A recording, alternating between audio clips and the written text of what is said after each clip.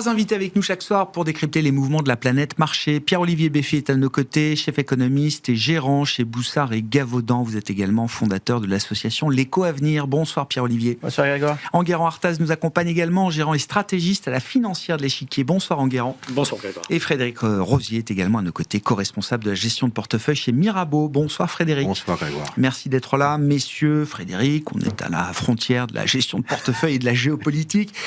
Comment vous comprenez cette séance? Est-ce qu'on a envie d'appeler cette séance une séance pivot après 3 semaines révolues de conflits, de crise iranienne et de conflits dans le Golfe, au Moyen-Orient? Et quel degré de confiance est-ce qu'on a dans l'idée que des discussions constructives telles que les décrets Donald Trump peuvent amener à une résolution prochaine de cette crise? Degré de confiance, 0. D'accord. Voilà, Première réponse. Voilà, c'est. Au moins, vous le dites. Je pense qu'il faut pas s'emballer là-dessus. Je pense que il gagne du temps. Donald Trump gagne du temps. Il a besoin, parce qu'on le sait, d'un point de vue stratégique, le déploiement des forces américaines n'est pas totalement terminé.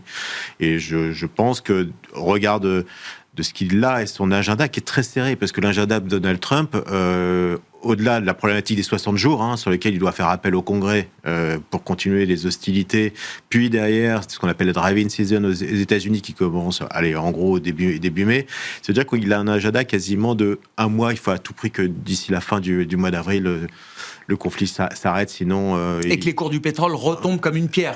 Oui, parce que la hausse de la demande de pétrole, par exemple, de la drive-in season, c'est à peu près 500 000, 600 000 barils de plus. Donc la consommation augmente significativement entre avril, mai, jusqu'à un pic au mois de juillet. Et ça, les Américains, quand ils voient le gallon à 5 $ et plus, ils le sentent passer. Donc ça a une incidence d'ailleurs sur l'inflation. Je pense que cet agenda le contraint, à mon avis, de gagner un peu de temps pour finalement accélérer les hostilités, pour pouvoir après désengager quelque part et désescalader le conflit. D'accord, donc on n'est peut-être pas encore au vrai moment de la désescalade. J'y crois pas un instant. C'est pour ça qu'il faut être très très prudent sur les mouvements. Par contre, mais c'est un peu les mêmes mouvements qu'on a connus pour le Covid ou même pour l'Ukraine. C'est toujours intéressant de voir comment le marché réagit à l'idée qu'il puisse y avoir une fin de conflit. Faites une capture d'écran de ce qui se passe. Et vous allez avoir une idée de ce qui va se passer quand les hostilités vont s'arrêter. Ça vous donne vraiment... C'est un playbook, là. C'est un playbook. Cette séance, c'est un guide pour plus tard. Voilà, vous savez, comme au théâtre, on fait la première, la générale. Ouais. Je pense que c'est pas mal parce que ça vous donne une idée de ce qu'il faut faire, peut-être par phase d'accumulation pour préparer l'hypothèse d'un rebond qui sera peut-être de courte durée, pas forcément très haut parce qu'il y a des problématiques de croissance derrière. Il y aura des impacts clairement à la fois sur l'inflation mais également sur la croissance. Mais je pense que c'est très très bien et ça nous donne finalement un examen blanc comme au bac. Et moi j'aime bien, clairement j'aime bien ces phases-là parce que c'est aussi un petit mouvement qu'on a pu faire sur le portefeuille en regardant les valorisations d'acteurs comme Total et autres en disant tiens, c'est quand même avec un baril cher, ça commence à être bien pricé, peut-être il faut commencer à regarder un petit peu les prises de bénéfices, même sur des acteurs qui profitent, entre guillemets, de la situation. Donc pour moi, c'est une répétition générale. Mais votre scénario central à ce stade, ça reste quand même qu'on n'a peut-être pas vu encore le point de capitulation, le point de douleur le plus important sur les marchés, j'entends. De toute façon, pour finir les hostilités, il faut que tout le monde sorte la tête haute. Voilà, donc c'est pas forcément encore le cas, donc je pense effectivement que c'est une question de temps, peut-être de 1 semaine, 2 semaines, 3 semaines, mais ça passera à mon avis par une zone de stress. C'est de la géopolitique, on n'est pas honnête là-dessus, mais voilà, c'est un sentiment au regard de ce qu'on a connu par le passé que ça pourrait arriver comme ça. Bon, avec toute l'humilité qu'il faut évidemment dans ce genre de situation, Enguerrand, quel type de développement effectivement on peut imaginer désormais après 3 semaines révolues de crise, de conflits, les mouvements de marché qu'on a observés jusqu'à il y a quelques heures, les tensions qui se sont cristallisées sur les matières premières, l'énergie, sur les taux souverains également. Qu'est-ce que ça laisse comme place au futur développement? Et puis en intégrant bien sûr les propos de Donald Trump il y a quelques heures. Comme vous avez dit juste avant, la confiance qu'on peut avoir sur le fait que ces propos soient totalement vrais ou que les propos iraniens en réponse soient totalement vrais aussi, elle est proche de 0. Donc évidemment qu'on ne peut pas baser une stratégie là-dessus. En plus, on n'a pas parlé du 3e acteur qui est Israël et qui a été très clair en disant que pour eux, ils ne voyaient pas du tout de résolution du conflit à court terme. Et je pense que la voix d'Israël n'est pas totalement anodine dans ce conflit. Donc est-ce qu'on a vu le maximum des tensions géopolitiques ? Peut-être, l'avenir nous le dira, mais en être confiant aujourd'hui, c'est relativement compliqué. Et je rajouterai un élément, c'est qu'effectivement, Trump a un agenda assez serré en termes de temps, mais il y a un agenda encore plus serré qui est celui de la production de pétrole notamment. Parce que si on a une fermeture d'Ormuz à ces niveaux-là qui perdure encore une semaine, 10 jours, le risque, c'est d'avoir des capacités de stockage dans tout le Moyen-Orient, peut-être Iran accepté, qui sont complètement pleines, saturées. Et à partir de là, si on ne peut plus stocker ni couler la production, la conséquence logique, c'est de baisser la production. Et ça, c'est beaucoup plus embêtant parce qu'il y a un effet d'entraînement potentiel qui est important. Le temps de remise en route est important. Et plus on arrête de production, plus le temps de remise à niveau de la production, l'inertie supplémentaire. Est important. Ça crée de l'inertie. Et donc là, d'un choc simplement haussier sur les prix de l'énergie, on peut avoir un choc simplement d'activité en plus qui se joint à ça. Et ça, c'est potentiellement beaucoup plus embêtant. Et je pense que le timing sur ça est plus court que même le timing de Trump, qui est déjà très serré. Donc, c'est pour ça que je pense qu'il va se passer dans la semaine est assez crucial. Est-ce qu'aujourd'hui, c'est une séance pivot ? Je ne sais pas. Mais en tout cas, je pense que la semaine sera une semaine pivot. Parce que soit on aura davantage de développement dans la lignée des propos de Trump aujourd'hui et il y a un début de désescalade qui suffira sûrement au marché dans un premier temps, soit tout ça va s'inverser et on a le risque à un moment donné que ce qui se dégrade progressivement vienne à se dégrader beaucoup plus vite après, que ce ne soit pas du tout linéaire dans la dégradation, notamment même dans la hausse des prix du pétrole. Et donc, à partir de là, on passe d'un choc qui est économiquement désagréable, qui aura des conséquences, mais qui, je pense, en termes macro-global, est plus ou moins absorbable par l'économie mondiale, à un choc qui ne le sera pas.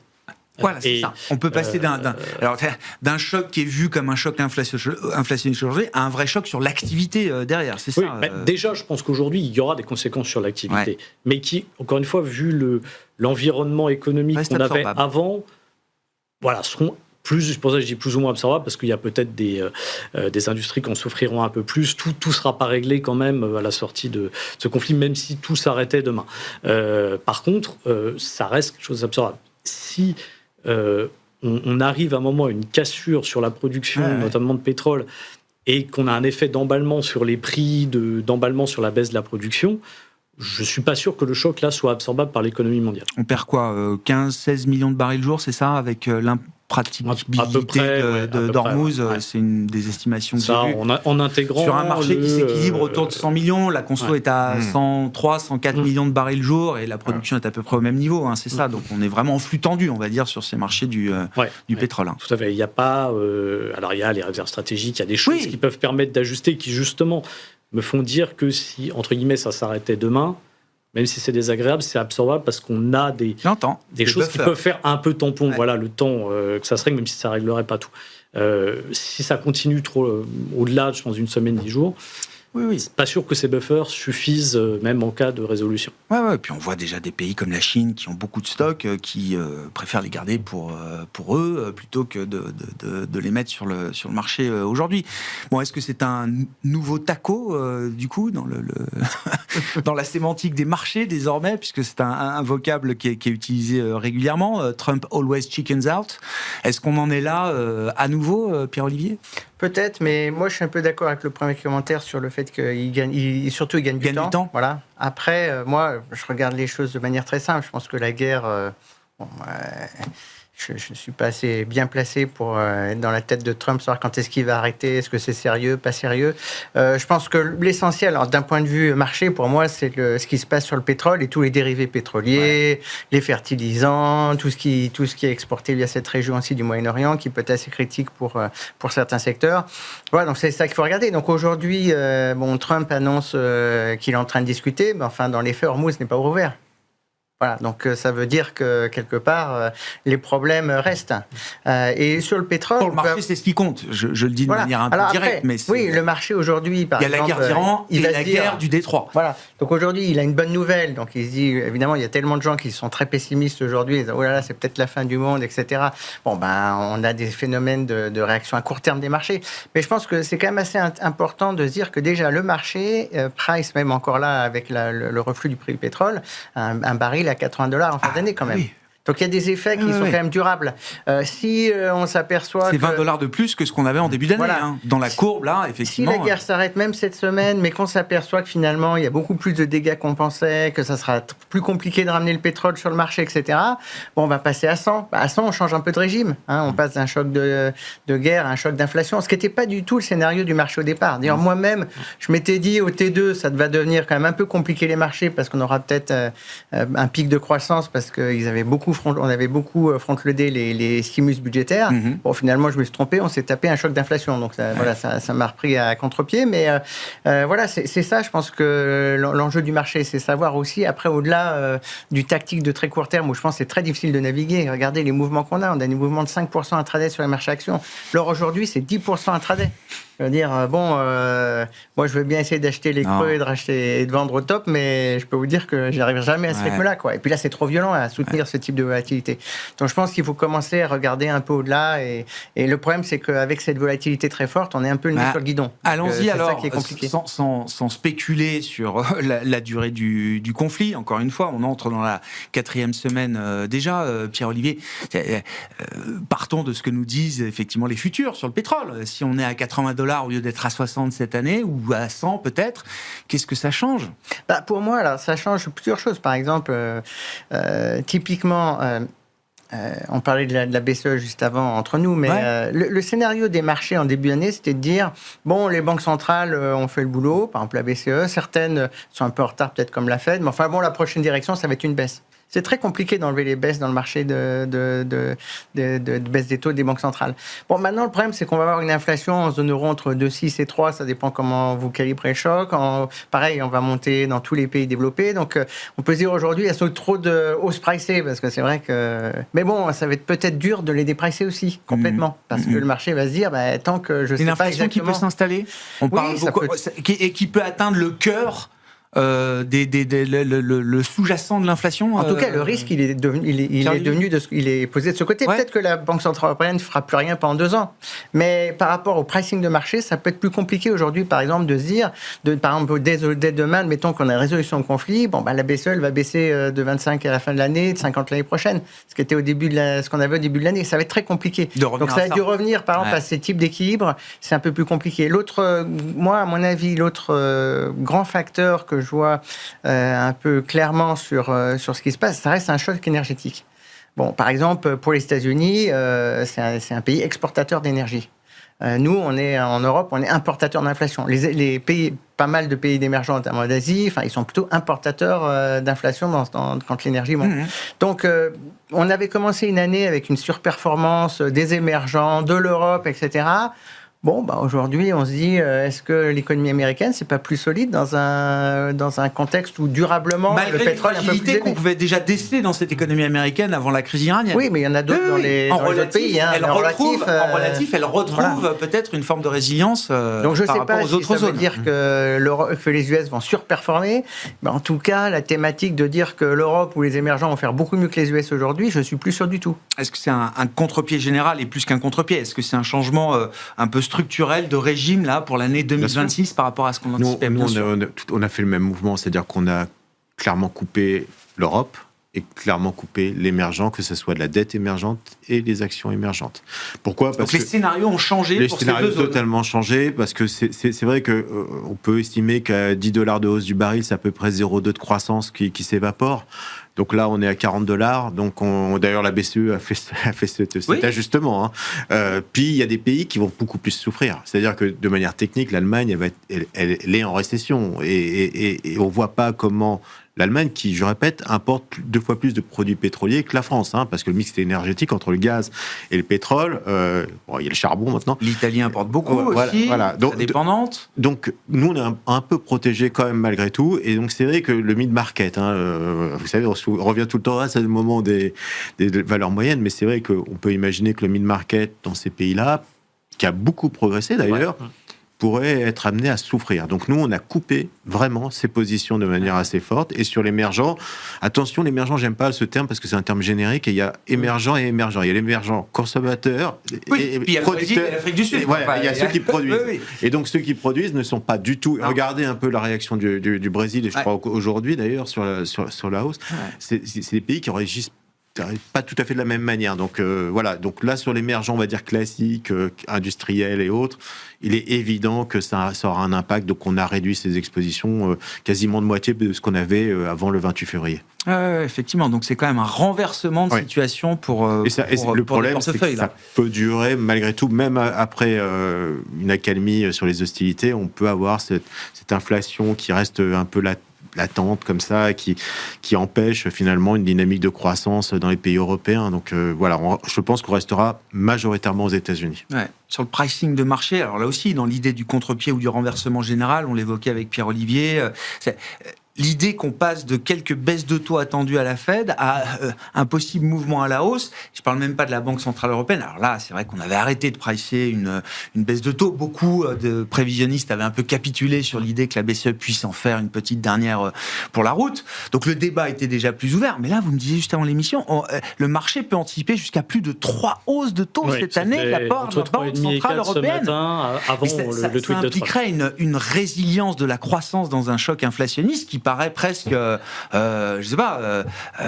fantasmatique, quoi. C'est pour ça que ce pricing me semble quand même assez incohérent. Parce que quand on regarde même les scénarios qu'a fourni la BCE à l'occasion de sa dernière réunion, je crois que dans le scénario sévère, on tombe à 0,4 de croissance, quelque chose comme ça, avec une inflation headline autour de 3,6 c'est ça, 3,6 ou un peu plus. Ce que j'ai en tête, oui. Alors, 3,6 en headline, si tout se transmet pas au corps, déjà. Est-ce que ça nécessite beaucoup de hausses de taux ? C'est pas sûr. Éventuellement une, mais avec 0,4 de croissance. Alors oui, pas oublier que la BCE, contrairement à la Fed, a un focus plus particulier sur la stabilité des prix que sur la croissance. Mais ça semble quand même difficile d'imaginer qu'on fasse 4 hausses de taux de la BCE avec une prévision de croissance entre, on va dire, 0,6 et 0,4. Parce que déjà, dans ce cas-là, en fait, le 0,4, il ne tient plus. C'est moins 1 de croissance qu'on aura. Et l'inflation, elle se résorbera peut-être un peu plus vite, mais elle se résorbera peut-être plus par une forte chute de la demande et une récession que par l'action de la Banque centrale. Donc, je pense que ça, c'est assez déraisonnable. Après, il est vrai qu'on a des discours d'une partie des officiels de la BCE qui n'aident pas, parce qu'on a une partie de la BCE qui garde un logiciel, on va dire, très premier choc pétrolier, en fait, donc qui résonne un peu comme ça, et c'était déjà le cas avant le conflit iranien. Donc ça n'aide pas vraiment à communiquer quelque chose d'un peu plus cohérent au marché. Et puis, on ne faut pas oublier non plus que la BCE a déjà fait des erreurs dans ce type de contexte, que ce soit en 2008 ou en 2011. Donc, tout reste possible avec la BCE, mais malgré tout, 4 hausses de taux, c'est d'ici la fin de l'année, parce que quand on regardait les futurs sur Euribor ce matin, en fait, on priceait quasiment 4 hausses d'ici la fin de l'année et déjà une détente en 2027. C'est un dérapage des anticipations d'inflation dans les marchés qui peuvent justifier ce pricing aujourd'hui. Est-ce que des 5 ans dans 5 ans, est-ce que ça s'envole au point qu'il y a un vrai risque urgent de désancrage des anticipations ? Pas tellement. Donc en fait, c'est ça qui me semble quand même assez exagéré, même quand on prend la variation, si on prend le 2 ans européen, ça a gagné à peu près 75-80 points de base. On intègre déjà quasiment 3 hausses, finalement, par rapport à la situation d'avant. Ça me semble un petit peu beaucoup.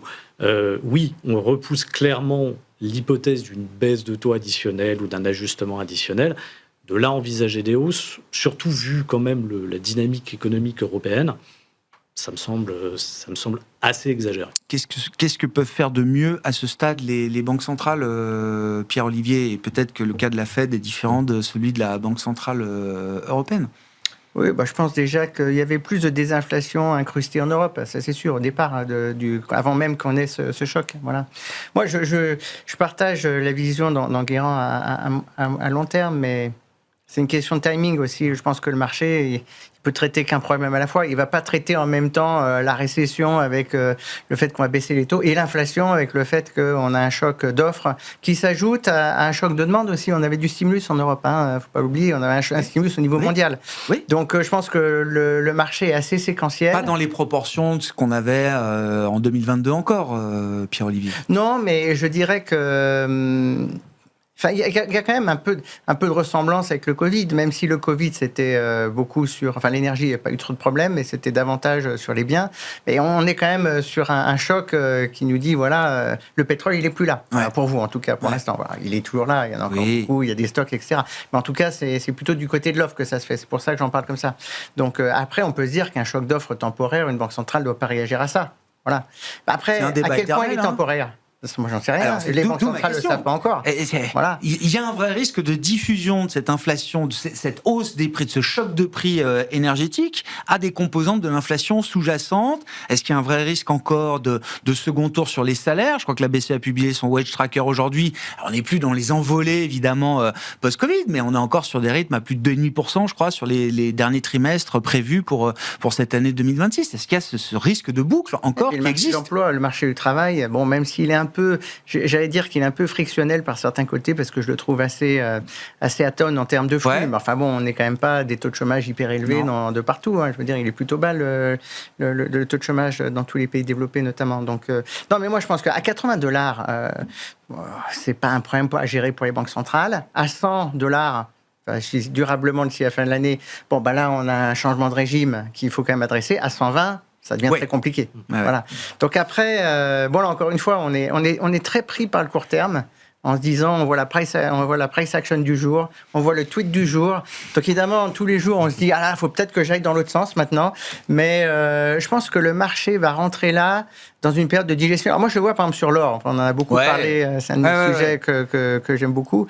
Mais je pense que l'or, si on y réfléchit à long terme, avec ce qui s'est passé en Iran, etc., il n'y a aucune raison que la grande thématique est de dire que les banques centrales, les pays veulent avoir un étalon différent que le dollar parce qu'on voit que ça pose des problèmes, change en fait. Elle s'est même renforcée. Mais à court terme, si vous avez c'est toujours pareil, les bijoux de famille, on les vend au moment où on en a besoin. Donc, si vous avez la Banque centrale turque qui vend de l'or pour défendre sa monnaie, la Pologne l'a évoqué, finalement, dit non, on va pas le faire. Apparemment, il y a des petites banques centrales en Asie qui en ont profité pour vendre un peu ces temps-ci. Bon, voilà, c'est des gros montants qui passent et en attendant, il faut absorber la volatilité. Et une fois qu'on a cassé un peu le marché, on a eu des bull market sur l'or, on corrige de 30 à 50%. Voilà, là, on a fait 30%, donc au point bas de ce matin. Donc, voilà, ça ne veut pas dire que le marché est complètement cassé, mais ça veut dire quand même qu'il va falloir du temps avant qu'on répare le marché. Là, il va se chercher pour trouver un prix d'équilibre, et c'est pas qu'en plus comme les actions. Là, il va falloir aller tâter le point où il va commencer à se stabiliser, puis à un moment, ça va commencer à repartir. Mais moi, je pense que là, pendant 6 à 9 mois, alors ça va être compliqué. Ça ne veut pas dire qu'à la fin de l'année, on ne se retournera pas à 5006. Mais ça ne va pas se faire en ligne droite tout de suite. Il ne faut pas se dire là, il va y avoir un V-shape et on va repartir direct. Je crois que la dernière fois que vous êtes venu, c'était après le crack sur les précieux fin janvier, là. Vous teniez déjà ce discours. L'idée qu'on sortait d'une phase un peu facile, entre guillemets, de trade sur l'or et que les choses pouvaient continuer, mais de manière peut-être moins linéaire et avec moins d'intensité peut-être aussi. Ah oui, d'ailleurs, je me rappelle, on avait reparlé du fameux après 5004, 5005, sans doute vendre avant le 5006, on va dire. C'est comme ça s'il y avait un bon rebond. Mais parce que aussi, c'est des pauses, encore une fois, très difficiles à court terme à tenir. Voilà. Et la volatilité fait que pour un certain nombre d'acteurs de marché, on ne peut pas garder un actif aussi volatile. Exactement. Quand bien même les fondamentaux de la thèse restent valables. Si vous êtes long only, que vous pouvez, et que vous n'avez pas, par exemple, de contraintes de rentabilité à 5 ans, bon, ce n'est pas un problème de tenir les pauses. Bon, comme par moi, dans un hedge fund, dans la journée, si ça bouge trop, je suis obligé de réduire mes positions. Enfin, c'est devenu un actif très volatile. Il faut être discipliné sur le process. Voilà. Mais bon, tous les actifs sont un peu maintenant dans ce cadre-là. Regardez les taux, combien il y en a qui... Enfin, je veux dire, il y avait de quoi un peu perdre sa chemise pour être poli, parce que ça a été violent, le changement de pricing. Bon, les actions en relatif... Je trouve que ça a baissé, c'était pas si... Finalement, ça n'a pas été trop violent, mais on a quand même un peu de volatilité qui a monté. Et peut-être les actifs que je trouve ont été les plus stables, c'est l'échange. Je trouve que l'euro-dollar, ça n'a pas été trop méchant. Bouge quasiment pas. Ouais, il en parlait pour le Brésil aussi. Il y a beaucoup de changes comme ça. Même les devises asiatiques, finalement, malgré l'ampleur du choc qu'on a eu, je trouve que les changes se sont bien comportés. La baisse du dollar l'an dernier a gelé un peu quand même la situation sur les devises. Bon, en effet, la dédollarisation, c'est pas ça quand même. Parce là, c'est le debasement trade a un petit coup dans l'aile. Voilà, donc je pense qu'il va falloir se calmer un peu sur ces idées-là parce que je pense que c'est un énorme fantasme. pas tout de suite. Je veux dire, on voit bien que... Ce conflit nous le rappelle ? Nous le rappelle, le dollar reste quand même la monnaie de référence quand ça s'agite. Voilà, c'est comme ça risque d'être durable. Et puis sur l'or, oui, il y a eu des mouvements clairement de vente, parce que j'imagine pas que le Qatar, l'Arabie Saoudite se mettent à acheter de l'or au moment où ils doivent repenser quand même leurs infrastructures et autres. Il y a des dépenses relativement importantes. C'était monté dans les réserves de change sur des niveaux relativement élevés, parce que les réserves de change en termes de dollars vont venir à quasiment 20 ans de mémoire. Donc on avait quand même bien restocké sur l'or au niveau des banques centrales. Et la question, honnêtement, que je me pose, lorsqu'on a touché les 5005, est-ce qu'on n'a pas trouvé ce point d'équilibre au niveau de l'équilibre des banques centrales en termes de réserves de change? Est-ce que toutes n'avaient pas fait finalement ce qu'il y avait à faire? Parce qu'une fois que vous ne roulez pas votre dette américaine, vous réinvestissez pas dans les bons du Trésor, vous avez fait le job. Donc, vendre du dollar pour acheter de l'or, puisque c'était ça le paradigme qu'on avait, je pense qu'il a été quand même abîmé. Il a été fait. Oui, ça a été fait, d'accord. Et je suis pas sûr qu'on ait encore ce moteur intensité. Donc à revenir à 5005, oui. Ça nous rappelle aussi une chose, c'est que croire qu'il y a de la décorrélation sur le marché, c'est un fantasme aussi. C'est-à-dire que quand il y a un collapse, quand il y a une baisse, généralement, l'intégralité des actifs se mettent à baisser quoi qu'il arrive à un moment donné. Alors, peut-être avec des effets retard, mais la réalité, c'est très difficile de trouver dans un mouvement de cette amplitude-là une force. Alors, ça peut être l'avantage d'avoir tous les actifs qui ont baissé, c'est que ça a minimisé quand même l'impact négatif sur les actions, pour le coup. Parce que, mine de rien, vous êtes investisseur sur des actions américaines, vous n'avez pas perdu votre chemise, honnêtement, dans cette phase-là. Et si vous êtes sur les technos, là, en tout cas, depuis le déclenchement, avant, c'était un peu plus délicat, mais c'est presque $1. Donc, et ça, ces mouvements-là, enfin, encore une fois, je reprends votre playbook, effectivement, et les enseignements d'une séance comme ça de soulagement. On verra si c'est le début de quelque chose ou s'il faut en passer par une escalade supplémentaire, plus de douleur pour les marchés avant de revoir ce type de mouvement. Mais ça veut dire quand même qu'on est prêt à réinvestir et à réallouer vers la zone dollar. Ça veut dire qu'on est prêt à réallouer vers enfin, tout ce qu'on avait lâché depuis des mois. La tech américaine corrige depuis octobre. On commençait à voir les gens en sortir. Le software, j'en parle même pas. Donc, est-ce qu'on va réviser l'ensemble de ces jugements dans l'idée de post-conflit, quoi? La thématique de demain, on la connaît déjà. Parce que déjà, quand vous êtes... Je pense que vous avez même... on reçoit des appels de providers qui disent « Aïe, on a une idée, les infrastructures ». Et je pense que tout le monde a été appelé depuis une semaine en disant il va falloir reconstruire tout ce qu'on a cassé. Donc ça part notamment des usines de désalinisation au Proche-Orient, ça parle de thématiques d'énergie, il y a l'armement qui existait déjà. Donc les thématiques, elles sont prêtes, elles sont engagées, et donc il y a des nouveaux projets d'investissement qui arrivent. Alors ça marche jamais, clairement, en investissement, ces trucs-là, mais clairement, la thématique sur laquelle on va énormément se focaliser, c'est comment on va reconstruire les stockages, les raffineries au Moyen-Orient, construire des pipelines oléoducs demain, construire les centrales énergétiques parce qu'il va falloir gagner notre indépendance. Donc tout ça, c'est déjà packagé. Donc aujourd'hui, il y a les providers, donc les grands providers d'ETF qui sont là, le doigt sur la gâchette en disant on y va. Voilà. Donc on a déjà la thématique. C'est pour ça que vous allez revoir, à mon avis, j'ai pas regardé la séance aujourd'hui, là sur la fin de séance, mais des Schneider, des choses comme ça, des grands providers d'énergie ou des solutions d'efficience énergétique qui vont se mettre à remonter. Aux États-Unis, ça va être le cas notamment sur les centrales nucléaires et ainsi de suite. Donc la thématique, donc après le CAPEX, c'est le CAPEX infra énergie à fond. Ça, c'est écrit. Voilà, tout le monde va vouloir gagner son indépendance. Un petit rappel juste, je vais finir avec ça. Mais aux États-Unis, quand il y a eu l'histoire, notamment la fin du WTI, c'est-à-dire qu'on a vu que la décroissance de la production énergétique, les Américains avaient reformaté leur capacité de raffinage. Oui. Totalement. Pourquoi ? Parce qu'ils estimaient que l'avenir, c'était plutôt du pétrole lourd, donc c'est ce qu'on appelle des API relativement faibles, pour reformater. C'est pour ça qu'ils sont incapables de raffiner, notamment le gaz de schiste aujourd'hui, parce qu'il est trop léger. Donc, à chaque fois que vous avez une crise majeure, ou des effets comme ça, il y a un reset derrière sur notre mix énergétique, comme on a eu le nucléaire après les problématiques qu'on a connues en 73-79. On a ce reset qui est opéré. Donc là, on est en train de le mettre en place et ça va, à mon avis, partir relativement fort dès la fin des hostilités. Bon, avec un enjeu d'autant plus important pour une zone comme l'Europe, qui importe quand même majoritairement de l'énergie et de l'énergie fossile encore aujourd'hui, avec des degrés différents d'un pays à l'autre en guérant. Mais c'est vrai que on est en plein. Enfin, une des grandes thématiques de marché, ça reste celle de la souveraineté, avec la dimension européenne notamment. On a beaucoup parlé de la défense, du plan allemand, de dépenses d'infrastructures de défense. Cette crise, elle révèle à nouveau aussi toutes les fragilités énergétiques qui perdurent, y compris après la crise ukrainienne, qui n'a pas encore permis de complètement pivoter vers un modèle indépendant, ou en tout cas suffisamment indépendant pour être à l'abri de ce genre de choc. Oui, après, il faut être réaliste. Est-ce qu'un modèle 100% indépendant aujourd'hui est possible? Oui, non, mais même possible. Simplement est possible. Ça, oui. Non, le renouvelable les produit très majoritairement en Chine, et il y a beaucoup de terres rares dans les infrastructures de renouvelables, on dépend de la Chine. L'uranium, jusqu'à preuve du contraire, on n'en trouve pas beaucoup quand même dans la plaine de la Beauce.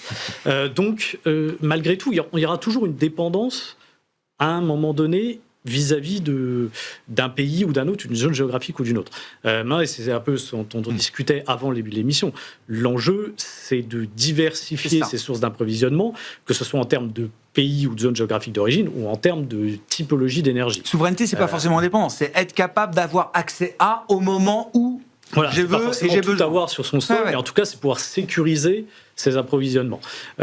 Et aussi développer des technologies qui permettent ou bien de mieux stocker, ou bien de réduire la dépense énergétique, etc. Enfin, il n'y a pas uniquement l'approvisionnement en énergie, il y a plein d'autres blocs qui se mettent où. Mais donc, la situation actuelle, elle prouve plus que jamais la nécessité de ce mouvement-là. Elle prouve plus que jamais que la thématique de la souveraineté, et va dire du retour de la conflictualité géopolitique, ça va rester central dans l'économie et dans les marchés pour au moins la prochaine décennie, si ce n'est plus. Mais c'est sur le temps long, ce genre de choses. Et là, on revient un peu sur le sujet qu'on avait avant en parlant des taux de la BCE, c'est qu'il faut les financer aussi. Et bon, c'est peu de dire qu'en Europe, les capacités de financement sont limitées, à part pour certains pays comme l'Allemagne. Et puis, forcément, avec des taux qui montent, avec des banques centrales qui sont peut-être pas forcément supportives pour l'économie, ça rend la chose d'autant plus compliquée. Donc oui, cette thématique-là, elle reste porteuse.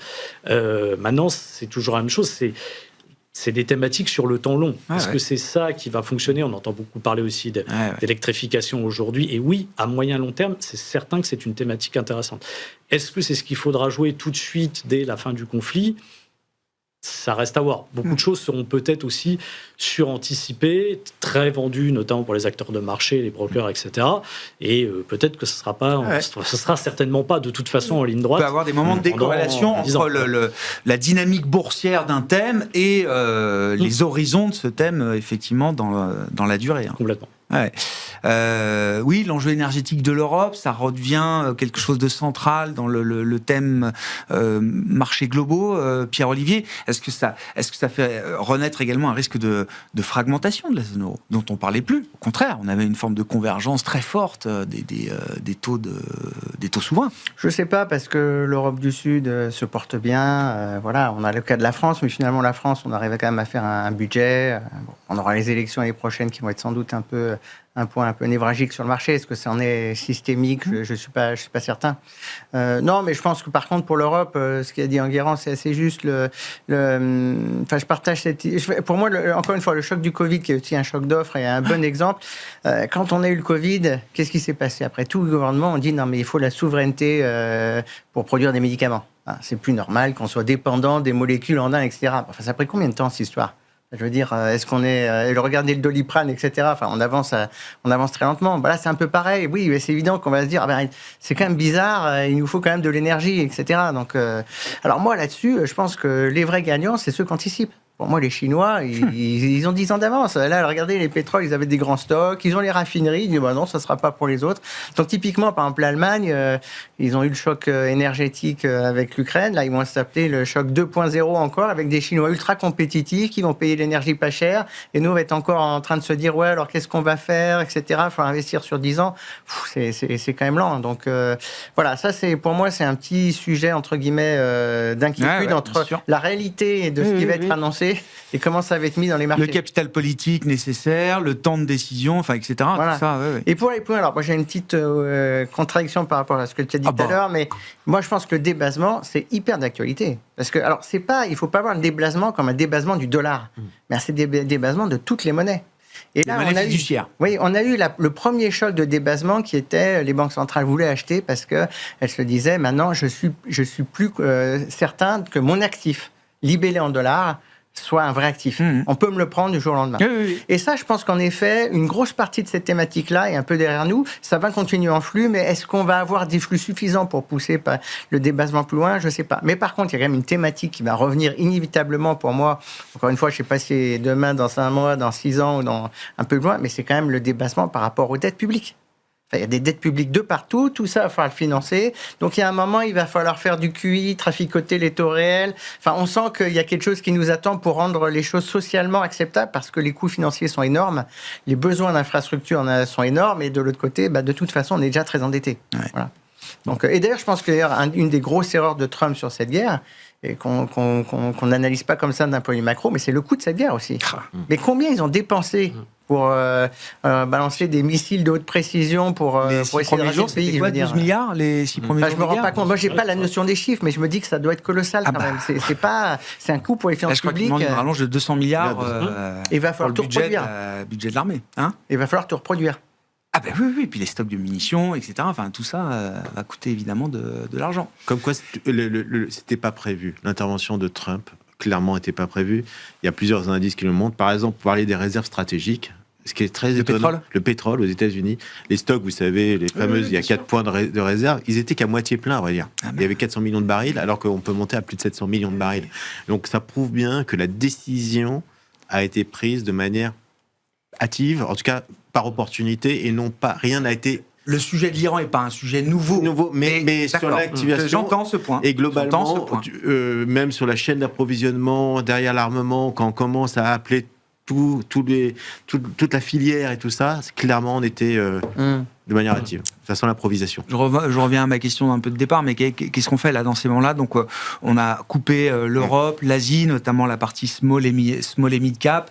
Est-ce que ça veut dire qu'on a réalloué sur d'autres marchés? On se met cash? Alors, on remonte bien sûr naturellement la zone cash. Tant qu'on est payé pour ça. En plus avec des taux courts qui ont bien remonté. Là. Voilà, donc il faut le faire. Alors, pas n'importe quel cash. Faut faire attention, pas se mettre sur du high yield ou autre, parce que c'est les spreads, ça peut continuer à s'écarter. Mais on garde le cash. Il faut être humble dans des situations comme ça. On ne sait pas jusqu'où ça peut aller, donc on garde le cash et on attend d'y voir un peu plus clair. Alors on est monté grosso modo à 20% de cash dans des portefeuilles. Ouais. Et puis voilà, on a le temps, on est rémunéré pour ça. Il n'y a aucune raison de se hâter. Jérôme Powell le dit lui-même, we just don't know. Ouais. Il l'a redit je ne sais combien de fois mercredi soir dernier à l'occasion de sa conférence de presse. Qu'est-ce qu'il y a à faire? Alors oui, du cash, ok. Oui, non, mais nous, on a fait à peu près la même chose. Alors là, où je disais, il y a le risque que ce soit un peu non linéaire. Ouais. Donc, on a fait la même chose dans les portefeuilles. Dans un premier temps, on a réduit un peu les expositions actions. On a coupé un petit peu les expositions de bêta alternatif, des thématiques qu'on avait, certaines plus que d'autres. Les mid-cap allemandes, notamment, qu'on avait, là, on les a coupées intégralement. Les autres, on a plutôt coupé de moitié en attendant de voir. Et là, on est dans une position un peu d'attente où soit on remet du risque et peut-être avec d'autres thématiques aussi, soit on coupe beaucoup plus agressivement si la situation ne s'améliore pas rapidement. Pour un fonds qui peut être très flexible, très rapide, très agile, comme un hedge fund, par exemple, Pierre-Olivier, il y a déjà des opportunités, des choses à faire ou Oui, moi je pense qu'il faut commencer... je pense qu'il y a 2 points. Le premier, c'est qu'on est tous passés... Alors moi, par exemple, le premier, la semaine dernière, dans une phase où on se dit, bon, là, ça bouge trop, je ne peux pas supporter les changements de prix, il vaut mieux se mettre un peu en dehors du marché et avoir du cash. Voilà. Donc, après, moi, je suis plutôt dans une période là où je me dis, il faut commencer à réengager petit à petit. C'est-à-dire que le problème, c'est que vous ne pouvez pas mettre le même budget de risque qu'avant le choc, parce que là, les volatilités sont tellement grosses, c'est trop dur à tenir. Mais voilà. Mais par contre, si vous avez des thématiques, alors ça, c'est chacun personnel, moi, c'est comme ça que je gère les choses, où on se dit, voilà, sur 3 à 6 mois, on pense que c'est quand même là qu'on va aller. Si on veut dépricer la BCE, on met un petit ticket. Voilà, on commence à aller petit à petit. Donc, on nettoie tout ce dont on n'est pas trop sûr et on se recentre sur les vraies convictions fortes. Exactement. On prend le temps de réfléchir. Avec des convictions qu'on peut tenir. Voilà.